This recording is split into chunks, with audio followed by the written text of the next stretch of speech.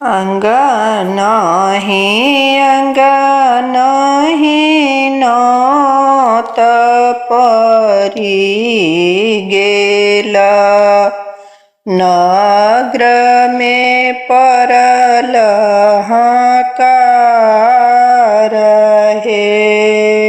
अंग नाही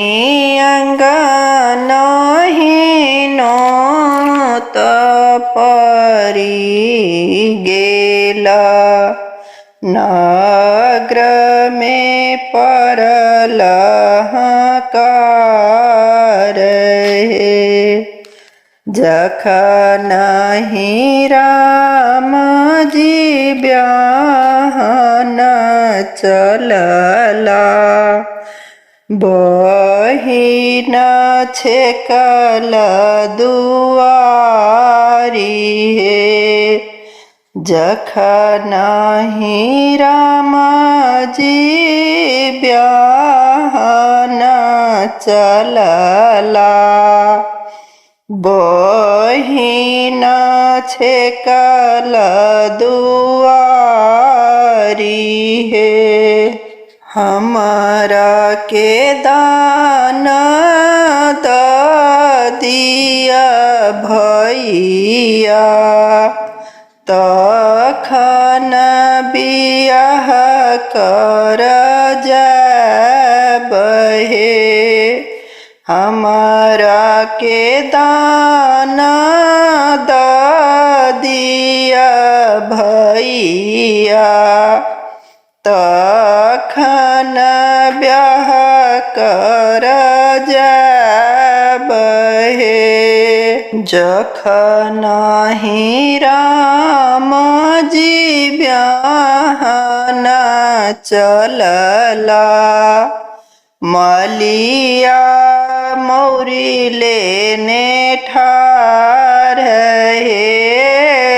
जखन राम जी ब्याहन चलला मलिया मौरी लेने ठार है।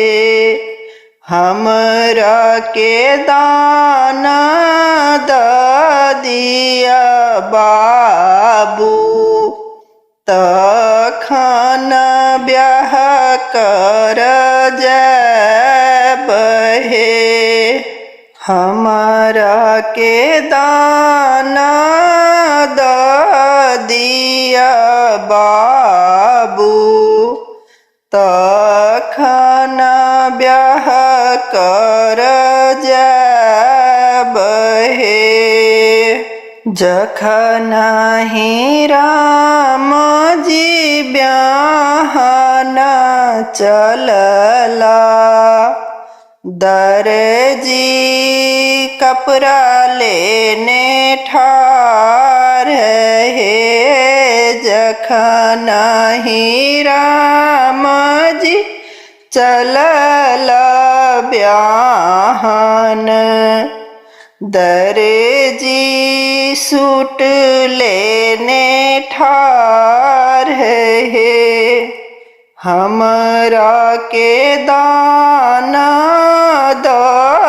दिया बाबू तखन ब्याह कर जाबहे। हमरा के दान दिया बाबू तखन ब्याह कर जाबहे। जखन राम जी ब्याहन चलला सोनारा जेवर लेने ठार है।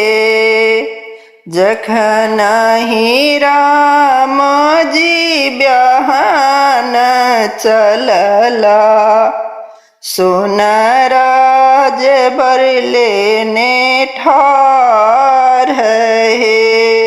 हमारा के दान दिया बाबू तखन ब्याह कर जाबहे हमरा के दाना द दिया बाबू तखन ब्याह कर जाबहे